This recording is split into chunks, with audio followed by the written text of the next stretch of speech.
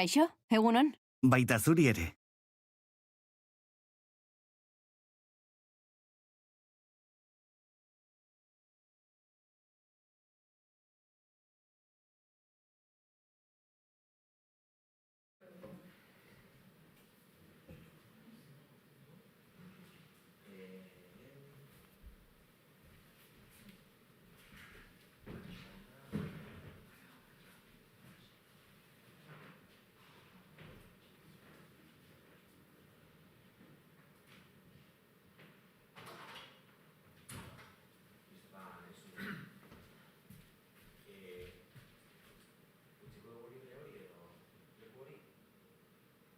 Raro gehatzen da, ez? Bestela...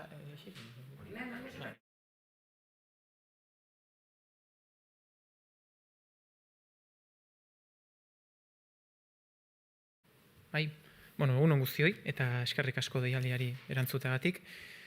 Gaur, ekimen berri edo berritu baten berri emango dizuegu. 2019 urtean, euskara zerbitzuak martxan jarri zuen errazada egitasmoa, eta hau martxan jarri genuen bereziki Donostian arlo sozioekonomikoan bere biziko garrantzia daukalako ostalaritzak eta merkataritzak. Besteak beste, barne produktu gordinean pixu sakona daukalako, honek enplegu asko sortzen dituelako, baina bereziki herritarrokin zuzeneko harreman bat egoten dalako. Eta geure helburua egitasmo hau martxan jartzerakoan bazan, lehen hitza euskaraz egitea. Ostalaritzan, merkataritzan, kasu honetan ostalaritzan egiten genuen lehen hitz hori euskaraz izatea.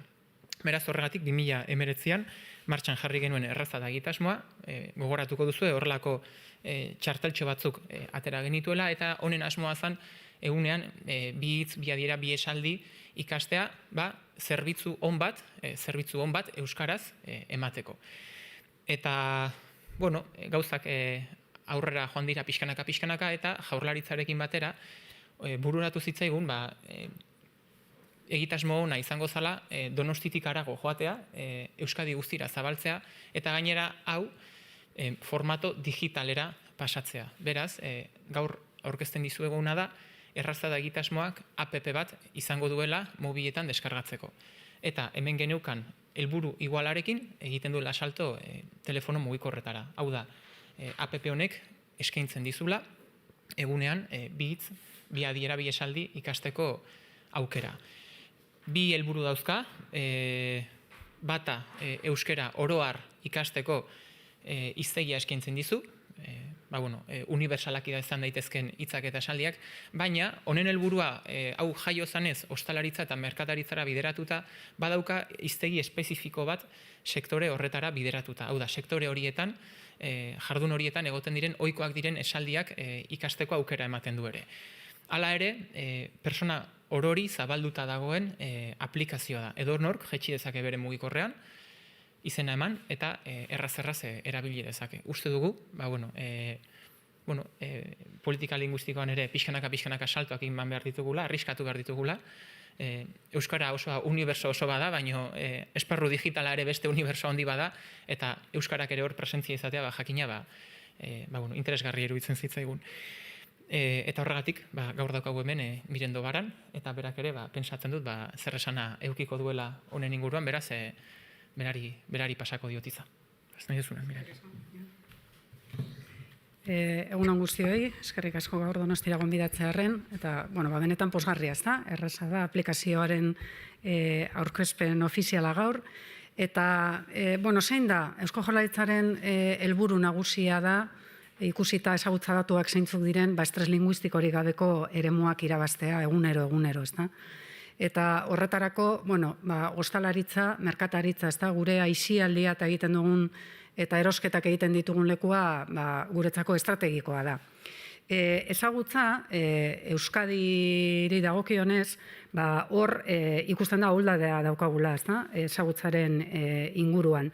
Eta aplikazio hau dator, gutxienez, ulermen gutxieneko hori bermatzera, eta alde horretatik, praktika ona, azkenean udalak, Donostiko udalak, herritarren gandik hurbilen dauden erakundeak dira, ez da, normalean eraginkorrenak detektatzen herritarrek zer behar duten. Eta kasu honetan, basorionak eman Donostiko udalari, ez?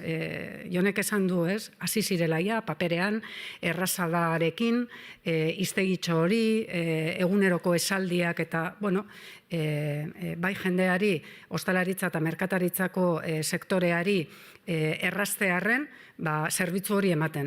Eta gero, 21. mendean, ingurune digitalak ematen dizkigun, ez da, aukerekin, pausu naturala zan, ez? Euskadirako izango dan aplikazio hori, eraikitzea Jaurlaritzarekin batera.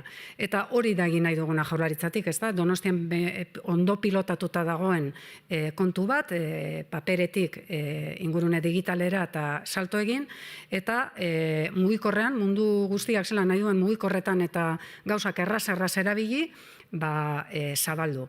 Gure helburua da, batez ere, terminologia aldetik eta hiztegiaren aldetik, ez da, sektore desberdinek behar duten eta behar dituzten aplikazio era guztietakoak eta sortzea. Garrantzitsua dalako, euskararen erabilera sustatzeko, ezagutza eta ulermen minimo hori izatea. Eta uste dut, lorgarria dela hori aplikazio hauen bitartez, gainera jende oso ituta dago, hauek erabiltzen, eta hori izango da gure helburua. Bereziki, nahi du jarri fokoa E/programan. E/programa Euskal Herri osorako, ez da, merkataritza ostalaritzarako marka iraunkor bat eta adostu bat, une honetan martxan dagoena, 50 udal inguruk Euskal Herri osoan oraintxe bertan, ari dira horiek kudeatzen, eta gure helburua da 2024ean, milaka edo 250 herri baditugu Euskal Autonomia Erkidegoan, ahalik eta gehienetan zabalik egotea. Eta beren beregi datorrondo eta beharrezkoa eta ezinbestekoa da olako aplikazioak ingurune erdaldun batzuetan, ez da? Elikagaietako markak, olako enpresak, beste denda txikiagoek, tabernetan dugun etorkin asko etortzen ari dira eta lanean ari dira, ez da? Eta oso jarrera ona daukate euskararekiko, baina nahi dutena da erraztasunak ematea. Hau da lehenengo erraztasuna, eskaintzen dieguna, beren beregi, ez da, beraien eguneroko lanean beharrezkoak diren hiztegitxoa eta terminologia eskainiko diegu, nahi dutenean eta trasteatzeko eta ibiltzeko, eta beste alde batetik, abendurako nahiko genukea bat gure metodologia berria, onlinekoa eta doakoa martxan izatea. Hau da, laguntzak, aplikazio bat, eta gero, aurrera edo sakontzeko modua abat plataforma teknopedagogikoarekin, eta hurrengo 4 urteotan abatetik baterako bideo hori egiteko aukera.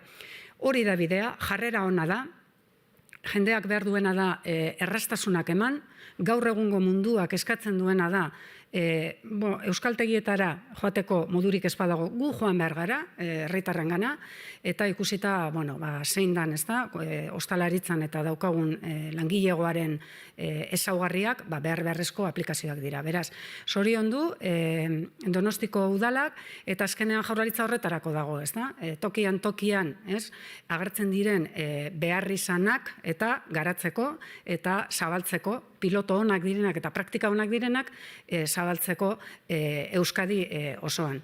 Orduan, ikusiko dugu, animatu, Jonek oso ondo azaldu du, erregistratzea baino ez da, doakoa da, eta engantzatzen ditugun, eta helburua lortzen dan. Esparru gehiago, erosotasunez, euskaldunok euskaraz egin dezagun, euskaraz bizi daitezen, hori da helburua. Eskerrik asko.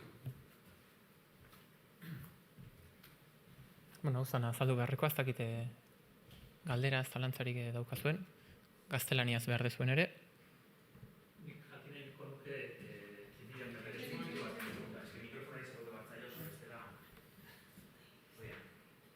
Bai, 2019an abian jarritako ekimena dela, eta ordutik gaur arte Donostiak udaletxetik zein izan den esperientzia eta zein den ondorioa. Printzipioz 2019an hau martxan jarri zanean, ostalaritzara sektorearekin hitz egin zen, eta banan tabernetan bertan egoten ginen egitasmoa aurkeztuz. jarraipen bat egin zaio urte hauetan guztietan, 4 urte hauetan. Eta, jakina galdeketa horretan ez, urte hauetan egindan jarraipen horretan, badaude personak, esaten dizutenak, honekin igual nahikoa ez dela, edo beste batzuk, airakutsi dute euren grina, euren asma, euren gogoa, honekin jarraitzeko. Ez? Eta behintzat, oharrean jarrita daukazuen bezala, galdeketa egin zaie, eta jende askok, establezimendu askok, adirazi du, honekin jarraitzeako asmoa izango lukeela. Eta azkenean, aproposa iruditzen zitzaigun, harrera ona izan duen elementu bati, eguneraketa bat edo ez ematea. Eta Mirenek ondo azaldu duen bezala, sektore oso malgua da, jendearen joan etorri asko dago, perfila ere oso aldakorra izaten da, eta akaso errezagoa zen elementu bat ere sortu behar genuen, ez? Eta kasu honetan ikustu dut, APP horrek oso ondo erantzuten diola, gaur egungo joan etorri eta egiteko modu guzti horiei. Eta bigarren labur, beraiekin lanketa berezi bat egiten da, ostalari eta merkatarien gana joango zarete aplikazio honen berri ematera, nola landuko da hori? Printzipioz, geuk Donostian alaxe egin dugun bezala, jaurlaritzatik ere gainontzeko ostalaritza sektorekin, eta tokian tokiko sektorekin ere jarriko gara harremanetan, hori egingo da, honi zabalkundea emateko, hori bai. Ezakit Miren zuke eduzun ditu. Edo Alex, bai. Honi gehitu gu urrian, Donostin, urriaren erdialdetik abenduaren hasiera bitartean, azaroaren bukaera bitartean, bisitatuko ditugu 2500 establezimendu Donostin, bai? Establezimendu guztiei emango zaie honen berri, beste zerbitzu batzuen berri ematen zaien bezala, baino aurreikusita dakau Donostiako partezarrean eta ostalaritza tabernetan, establezimendutan, bereziki erraza da eskainiko zaie bertan ari diren langilei eta euskeraz ez dakitenei. Bereziki bisita horiek izango dira horretarako. Eta horren jarraipen bat ere ingo dugu. Ze balorazio egiten duten, produktuaz, nola hartu duten, ze erabili duten, ze iruditzen zaigu produktu hornek ere, eta garapen bat eduki dezakela. Mirenek esan duen bezala, beste sektore batzuetara zabaldu litezke horrelako hiztegiak, esate baterako, zaintzan ari diren pertsonentzat, normalian ordu asko ite dituztenak etxean, behar bada, familia artean da daudenekin, beraientzako ere, behar bada liteke horrelako hiztegi espezifikoa, pixkanaka hitz batzukin, esamolde batzukin, euskerara etor daitezen.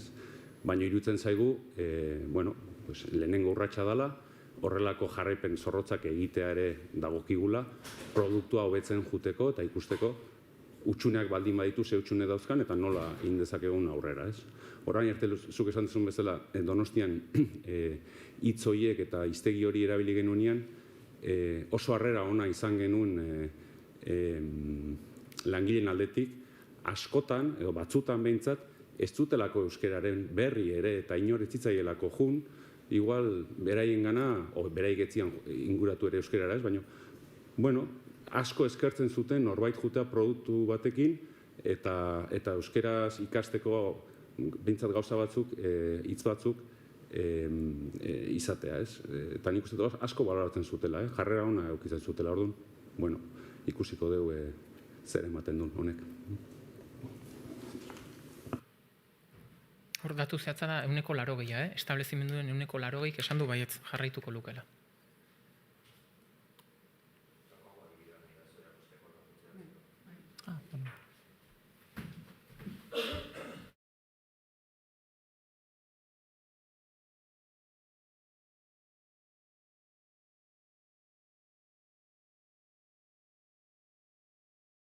Kaixo, egunon? Baita zuri ere.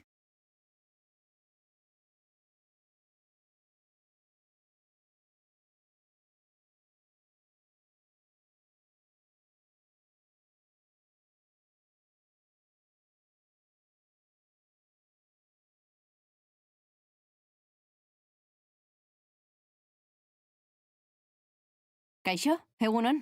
Baita zuri ere.